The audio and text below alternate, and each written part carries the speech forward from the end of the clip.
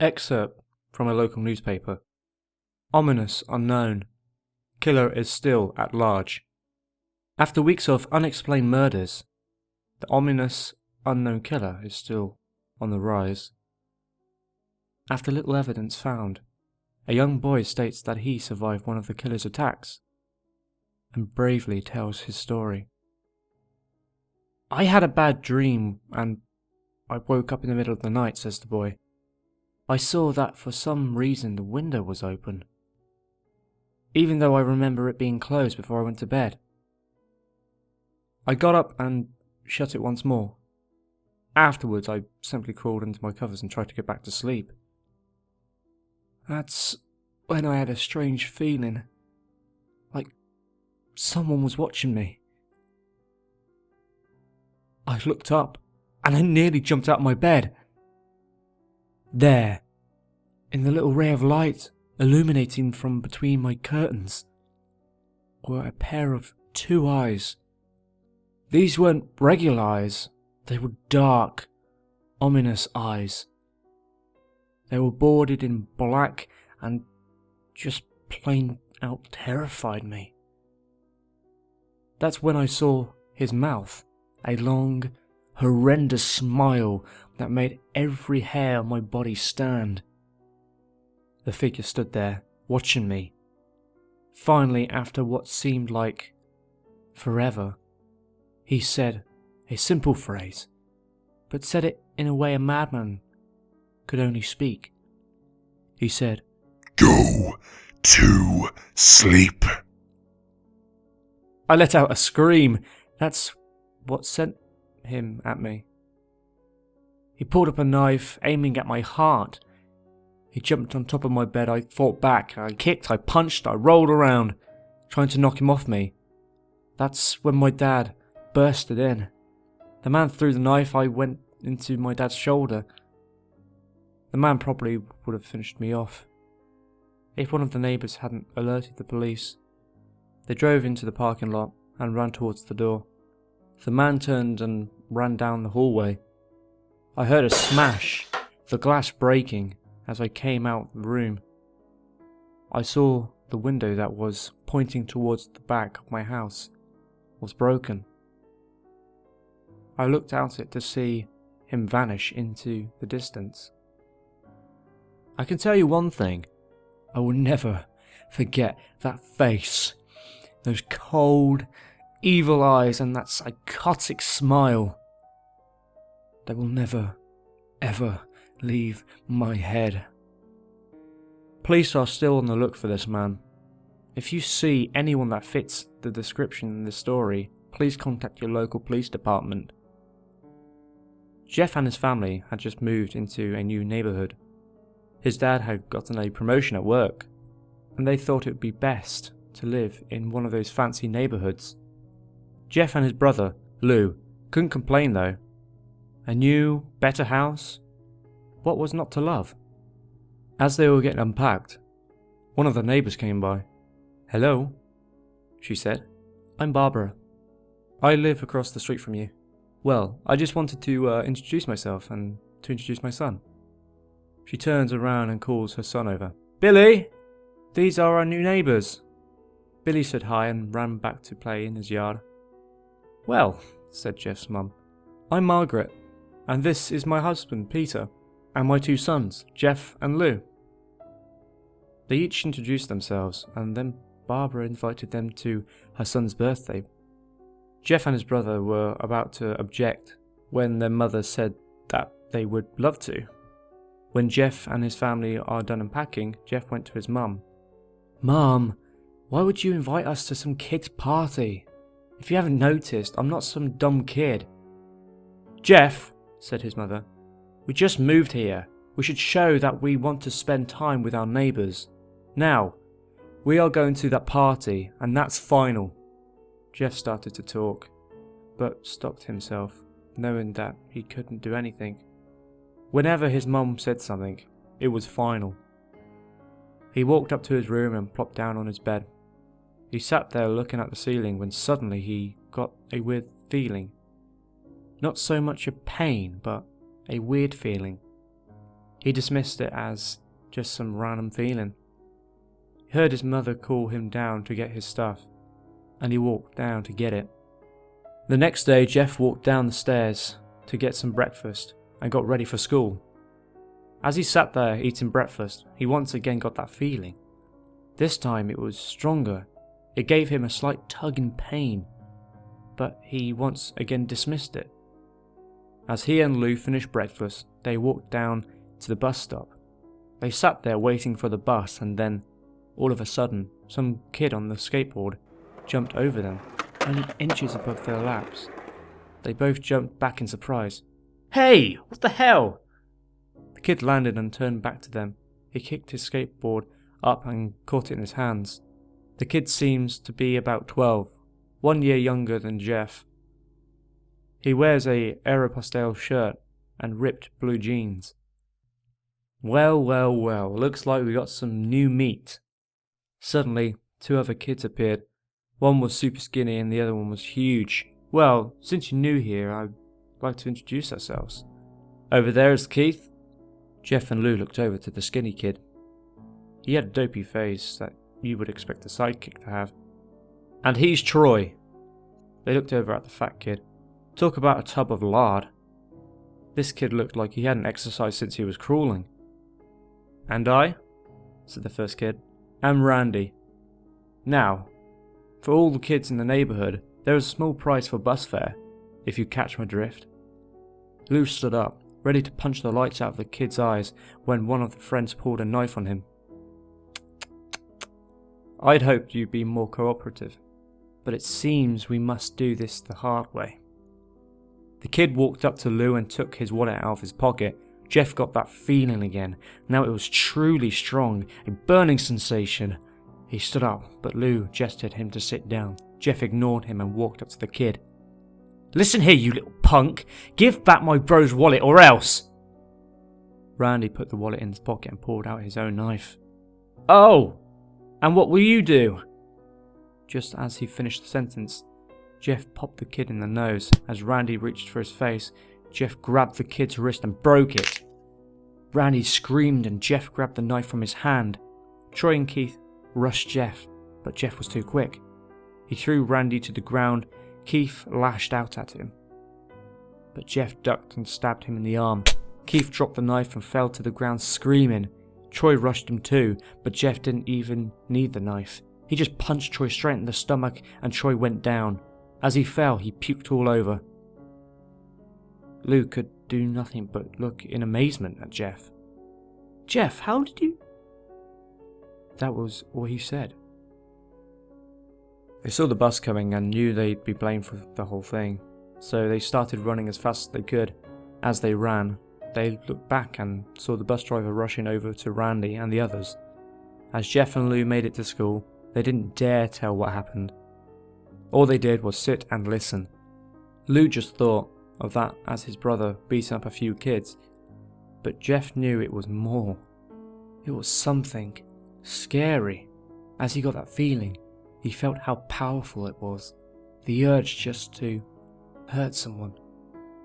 He didn't like how it sounded, but he couldn't help feeling happy. He felt that strange feeling go away and stayed away for the entire day of school. Even as he walked home due to the whole thing near the bus stop, and how now he probably wouldn't be taking the bus anymore. He felt happy. When he got home, his parents asked him how his day was, and he said in a somewhat ominous voice, "It was a wonderful day." Next morning, he heard a knock at his front door. He walked down to find 2 police officers at the door, his mother looking back at him with an angry look. "Jeff, these officers tell me that you attacked 3 kids, that it wasn't regular fighting, and they were stabbed. Stabbed, son!" Jeff's gaze fell to the floor, showing his mother that it was true. "Mum, they were the ones that pulled the knives on me and Lou." "Son," said one of the cops, "we found 3 kids, 2 stabbed, 1 having a bruise on his stomach. And we have witnesses, proving that you fled the scene. Now, what does that tell us? Jeff knew it was no use. He could say him and Lou had been attacked, but then there was no proof. It was not them who attacked first. They couldn't say that they weren't fleeing, because truth be told, they were, so Jeff couldn't defend himself or Lou. Son, call down your brother. Jeff couldn't do it, since it was him who beat up all the kids. Sir, it was me. I was the one who beat up the kids. Lou tried to hold me back, but he couldn't stop me. The cop looked at his partner and they both nod. Well, kid, looks like a year in juvie. Wait! Says Lou. They all looked up to see him holding a knife.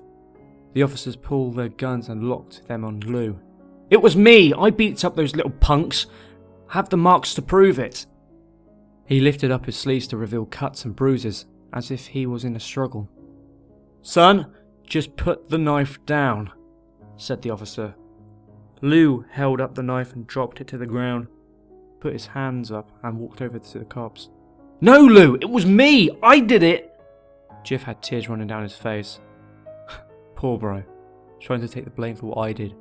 Well, take me away. Police led Lou out of the patrol car. Lou, tell him it was me! Tell him! I was the one who beat up those kids! Jeff's mother put her hands on his shoulders. Jeff, please, you don't have to lie. We know it's Lou. You can stop. Jeff watched helplessly as the car speeds off with Lou inside. A few minutes later, Jeff's dad pulled into the drive, seeing Jeff's face and knowing something was wrong. Son?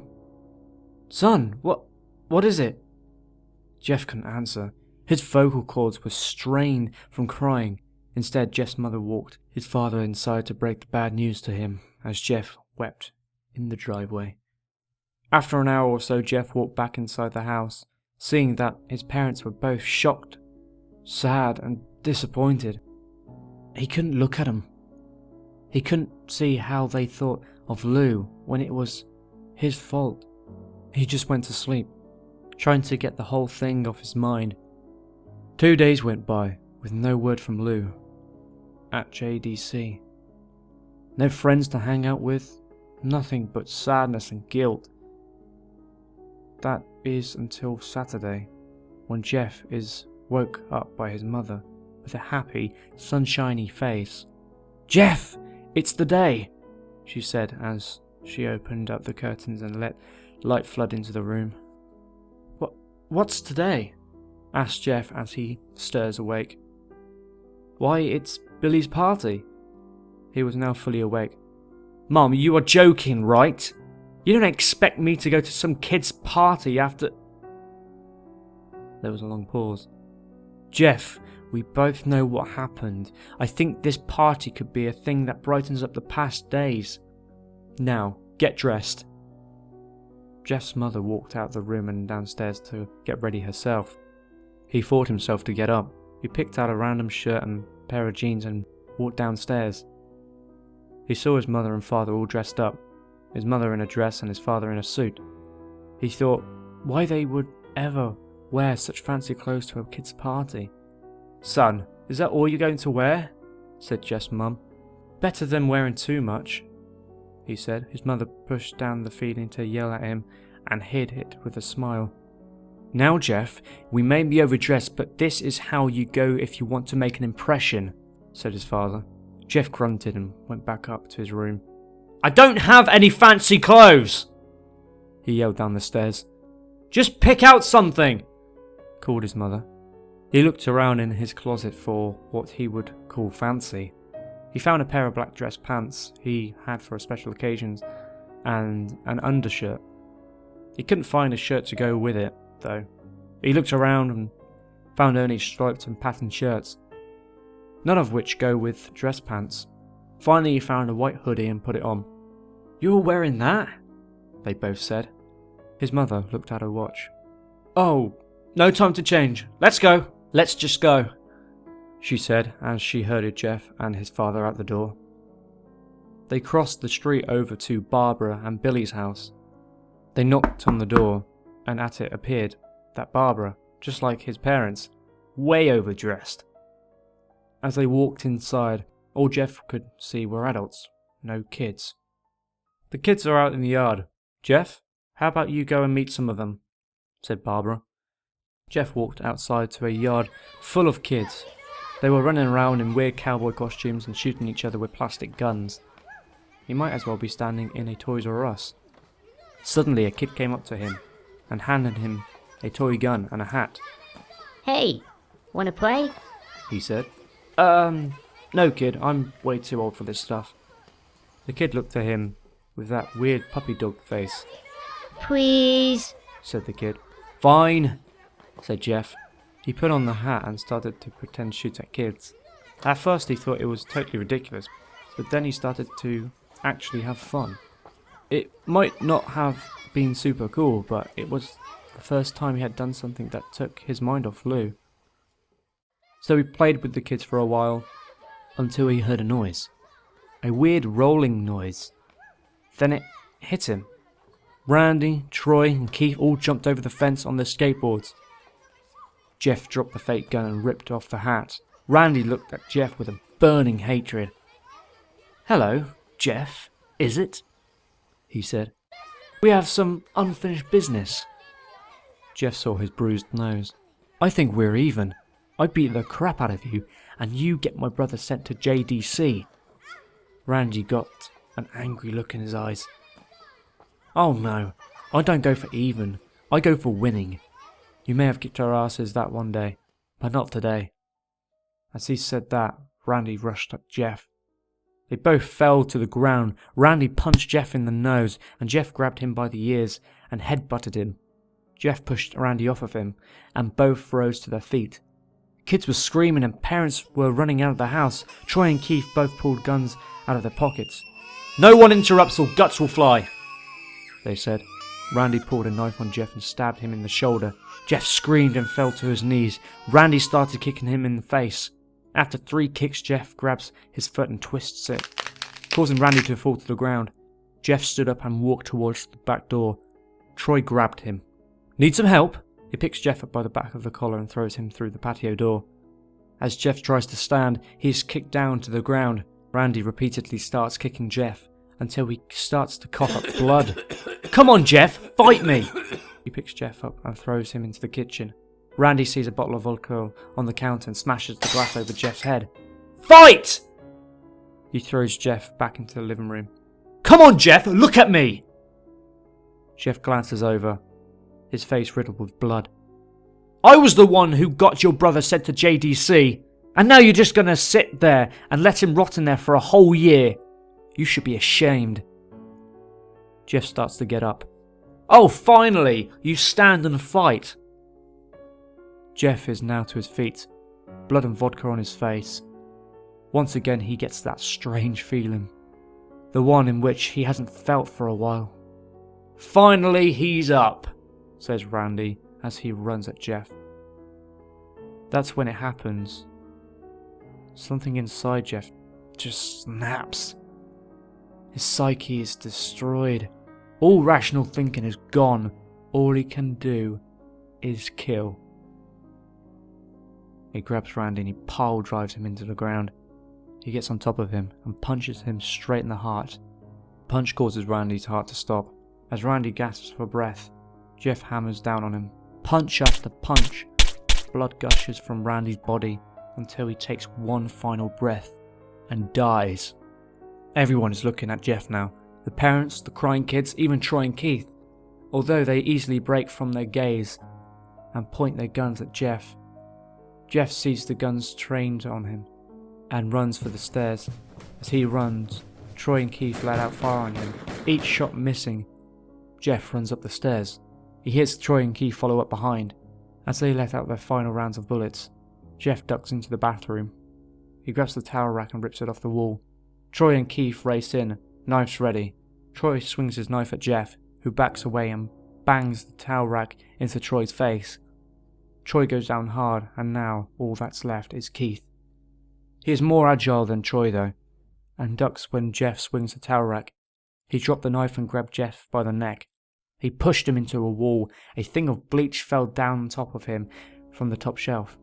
It burnt both of them and they both started to scream. Jeff wiped his eyes as best he could. He pulled back the towel rack and swung it straight into Keith's head. As he lay there, bleeding to death, he let out an ominous smile. "What's so funny?" asked Jeff. Keith pulled out a lighter and switched it on. "What's funny," he said, "is that you are covered in bleach and alcohol." Jeff's eyes widened as Keith threw the lighter at him. As soon as the flame made contact with him, the flames ignite the alcohol in the vodka. While the alcohol burned him, the bleach bleached his skin. Jeff let out a terrible screech as he caught on fire. He tried to roll out the fire, but it was no use. The alcohol had made him a walking inferno. He ran down the hall and fell down the stairs. Everyone started screaming as they saw Jeff. Now a man on fire dropped to the ground, nearly dead. The last thing Jeff saw was his mother and the other parents trying to extinguish the flame. That's when he passed out. When Jeff woke, he had a cast wrapped around his face. He couldn't see anything, but he felt a cast on his shoulder and stitches all over his body. He tried to stand up, but he realized that there was some tube in his arm. And when he tried to get up, it fell out, and a nurse rushed in. "I don't think you can get out of bed just yet," she said as she put him back in the bed and reinserted the tube. Jeff sat there, with no vision, no idea of what his surroundings were. Finally, after hours, he heard his mother. "Honey, are you okay?" she asked. Jeff couldn't answer though, his face was covered, and he was unable to speak. "Oh honey, I have some great news. After all the witnesses told the police that Randy confessed of trying to attack you, they decided to let Lou go." This made Jeff almost bolt up, stopping halfway, remembering the tube coming out of his arm. "He'll be out by tomorrow, and then you two will be able to be together again." Jeff's mother hugs Jeff and says her goodbyes. The next couple of weeks were those where Jeff was visited by his family. Then came the day where his bandages were to be removed. His family were all there to see it, what he looked like. As the doctors unwrapped the bandages from Jeff's face, everyone was on the edge of their seats. They waited until the last bandage holding the cover over his face was almost removed. "Let's hope for the best," said the doctor. He quickly pulls the cloth, letting the rest fall from Jeff's face. Jeff's mother screams at the sight of his face. Lou and Jeff's dad stare, awestruck, at his face. What? What happened to my face? Jeff said. He rushed out of bed and ran to the bathroom. He looked in the mirror and saw the cause of the distress. His face. It's horrible. His lips were burnt to a deep shade of red. His face was turned into a pure white colour, and his hair singled from brown to black. He slowly put his hand to his face. It had a sort of leathery feel to it now. He looked back at his family, then back at the mirror. "Jeff," said Lou. It's not that bad." Not that bad? Said Jeff. It's perfect. His family were equally surprised. Jeff started laughing uncontrollably. His parents noticed that his left eye and hand were twitching. Jeff, are you okay?" Okay? I've never felt more happy. Look at me! This face goes perfectly with me. He couldn't stop laughing. He stroked his face, feeling it, looking at it in the mirror. What caused this? Well, you may recall that when Jeff was fighting Randy, something in his mind, his sanity, snapped. Now he was left as a crazy killing machine. That is, his parents didn't know. "Doctor," said Jeff's mum, "is my son alright, in the head?" "Oh yes, this behaviour is typical for patients that have taken very large amounts of painkillers. If his behaviour doesn't change in a few weeks, bring him back here, and we'll give him a psychological test." Okay. Oh, thank you, Doctor. Jeff's mother went over to Jeff. Jeff, sweetie, it's time to go. Jeff looks away from the mirror, his face still formed into a crazy smile. Okay, Mummy. His mother took him by the shoulder and took him to get his clothes. This is what came in, said the lady at the desk. Jeff's mother looked down to see the black dress, pants and white hoodie her son wore. Now they were clean of blood and now stitched together. Jeff's mother led him to his room and made him put his clothes on. Then they left, not knowing that this was their final day of life. Later that night, Jeff's mother woke to a sound coming from the bathroom. It sounded as if someone was crying. She slowly walked over to see what it was. When she looked into the bathroom, she saw a horrendous sight. Jeff had taken a knife and carved a smile into his cheeks. Jeff, what are you doing? Asked his mother. Jeff looked over to his mother. I couldn't keep smiling, Mummy. It hurt after a while. Now I can keep smiling forever. Jeff's mother noticed his eyes, ringed in black. Jeff, your eyes! His eyes were seemingly never closing. I couldn't see my face. I got tired and my eyes started to close. I burned out the eyelids so I could forever see myself. My new face. Jeff's mother slowly started to back away, seeing that her son was going insane. What's wrong, Mummy? Aren't I beautiful? Yes, son, she said. You are. Let me go and get Daddy, so he can see your face. She ran into the room and shook Jeff's dad from his sleep. Honey, get the gun, She stopped as she saw Jeff in the doorway, holding a knife. Mummy, you lied. That's the last thing they hear as Jeff rushes them with the knife, gutting both of them. His brother Lou woke up, startled by some noise. He didn't hear anything, so he just shut his eyes and tried to go back to sleep. As he was on the border of slumber, he got the strangest feeling that someone was watching him. He looked up. Before Jeff's hand covered his mouth, he slowly raised the knife, ready to plunge it into Lou. Lou threshed here and there, trying to escape Jeff's grip. Shh, Jeff said. Just go to sleep.